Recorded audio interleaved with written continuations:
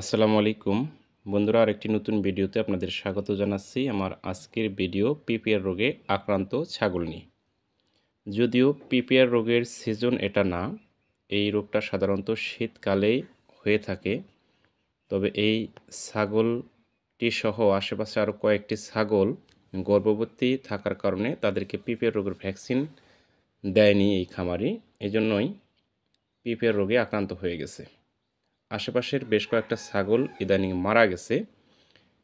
আমরা জানি পিপের একটি ভাইরাস রোগ, এই ভাইরাস রোগের কারণেই আশেপাশের এই তীব্রতাটা ছড়িয়ে পড়ছে। পিপিআর রোগের ভ্যাকসিন গর্ভাবস্থায়ও দেওয়া যায়, সম্পূর্ণ নিরাপদ। কিন্তু খামারিরা যখন ভয় পায় বাচ্চা অ্যাবর্শন হয়ে যাবে, তখন ভ্যাকসিনটা না দেওয়ার কারণেই এই সমস্যাগুলো হয়। যাই হোক, বিস্তারিত আলোচনায় চলে যাব। তার আগে আপনাদের কাছে ছোট্ট একটি রিকোয়েস্ট, আমার চ্যানেলে নতুন হয়ে থাকলে চ্যানেলটি সাবস্ক্রাইব করে দেবেন এবং সবার আগে নতুন নতুন ভিডিও পেতে পাশে থাকা বেল আইকনটি বাজিয়ে দেবেন। বন্ধুরা, যে কথা বলতেছিলাম পিপিআর ভাইরাস নিয়ে, এই পিপিআর ভাইরাস সাধারণত ছাগল এবং ভেড়াকে আক্রান্ত করে। এটি ছাগল এবং ভেড়ার একটি ভাইরাসজনিত রোগ। পিপিআর রোগে আক্রান্ত ছাগলের লক্ষণসমূহ: আক্রান্ত ছাগল ভেড়া দেহের তাপমাত্রা বেড়ে যায় 105 থেকে 160 ডিগ্রি ফরেনহাইট, যেমনটা এই ছাগলটির হয়েছে। বর্তমানে এর শারীরিক তাপমাত্রা শো করতেছে 106 ডিগ্রি ফরেনহাইট।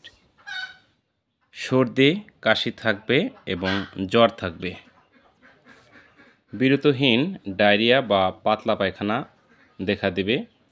প্রথম দিকে দেহের তাপমাত্রা বেশি থাকলেও দীর্ঘস্থায়ী রোগে পানির শূন্যতার কারণে তাপমাত্রা পরবর্তীতে কমে যায়। দ্রুত শ্বাস প্রশ্বাস ত্যাগ করে, অর্থাৎ ঘন ঘন শ্বাস নিতে থাকে। খাবার খায় না কিন্তু পানি পান করে এবং মাংস দুধ উৎপাদন কমে যায়। মুখে ঘা হয়, ফলে ছাগল কিছু খেতে পারে না। মুখ দিয়ে লালা পড়তে থাকে এবং জিহ্বায় ঘা হয়ে যায়। অতি তীব্র মাত্রায় আক্রান্ত গর্ভবতী ছাগির অপ্রাপ্ত গর্ভপাত ঘটে। তীব্র মাত্রায় আক্রান্ত পশুর ক্ষেত্রে অধিকাংশ পশুই মারা যায়। যে কয়টা লক্ষণের কথা আমি আলোচনা করলাম, মোটামুটি সবগুলো লক্ষণই এই ছাগলের মধ্যে বিদ্যমান। ডায়রিয়া, জ্বর, কাশি, মুখ দিয়ে লালা পড়া, সবগুলো লক্ষণই এই ছাগলের ভিতরে আছে। তার মানে এটা নিশ্চিতভাবেই চিহ্নিত করা যাচ্ছে যে এটা পিপিআর রোগ। প্রতিরোধ: পিপিআর রোগের টিকা নিয়মিত দিতে হবে। পিপিআর রোগ প্রতিরোধ করার জন্য সর্বপ্রথম হাতিয়ার বা চিকিৎসা হলো এটা সম্পূর্ণ সুস্থ অবস্থায় পিপিআর রোগের টিকা দিতে হবে এবং আক্রান্ত ছাগলকে আলাদা রাখতে হবে, আলাদা রেখে চিকিৎসার ব্যবস্থা করতে হবে। জীবাণুমুক্তকরণের জন্য যেখানে ছাগল থাকে সেটা জীবাণুমুক্তকরণের জন্য সেই ঘরটা পটাশিয়াম পারম্যাঙ্গানেট দ্বারা স্প্রে করতে হবে এবং নিয়মিত ছাগলকে পানি খাওয়াতে হবে, কারণ এ সময় ছাগলের প্রচুর পানি শূন্যতা দেখা দেয়। স্যালাইন দিয়ে পানি খাওয়াতে হবে, স্যালাইন, রেনালাইট, গ্লুকোলাইট অথবা ইলেকট্রোলাইট। খাওয়ানোর নিয়ম: প্রতি লিটার খাবার পানিতে 1 গ্রাম স্যালাইন মিশিয়ে পায়খানা স্বাভাবিক না হওয়া পর্যন্ত চালিয়ে যেতে হবে। মনে রাখবেন, স্যালাইন খাওয়ানোর নিয়ম: প্রতি লিটার খাবার পানিতে 1 গ্রাম স্যালাইন মিশিয়ে পায়খানা স্বাভাবিক না হওয়া পর্যন্ত এই স্যালাইন খাওয়াতে হবে। চিকিৎসা: বিশেষজ্ঞ ডাক্তার সাহেবদের মতে এই রোগের চিকিৎসা উচ্চতর ক্ষমতা সম্পন্ন অ্যান্টিবায়োটিক ইনজেকশন, ট্রাইজন ভেট অথবা ট্রাইজেক ভেট অথবা এসিসেফ 3 ইনজেকশন।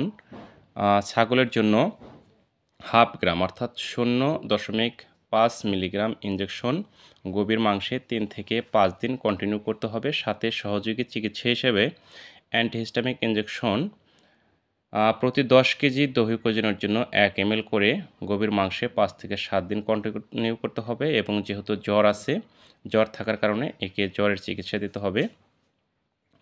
পেইন কিলার ইনজেকশন, জ্বর ব্যথানাশক যে ইনজেকশন, আপনি মেলোবেট ইনজেকশন চালাতে পারেন।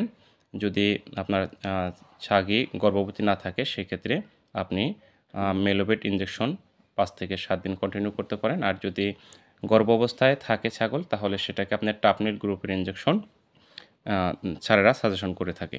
তো বন্ধুরা, ভালো থাকবেন, সুস্থ থাকবেন। আপনার খামারের সুস্থতার জন্য নিয়মিত এই মহামারী ভাইরাস পিপিআর রোগের ভ্যাকসিনটা ব্যবহার করবেন এবং অসুস্থ হলে বিশেষজ্ঞ ডাক্তার সাহেবদের পরামর্শক্রমে চিকিৎসা নেবেন। নিয়মিত কীটনাশক ওষুধ খাওয়াবেন। আমার চ্যানেলে নতুন হয়ে থাকলে চ্যানেলটি সাবস্ক্রাইব করে দেবেন, লাইক দিয়ে পাশে থাকবেন, বেশি বেশি শেয়ার করে আপনার বন্ধুদের দেখার সুযোগ করে দেবেন এবং সবার আগে নতুন নতুন ভিডিও পেতে পাশে থাকা বেল আইকনটি বাজিয়ে দেবেন।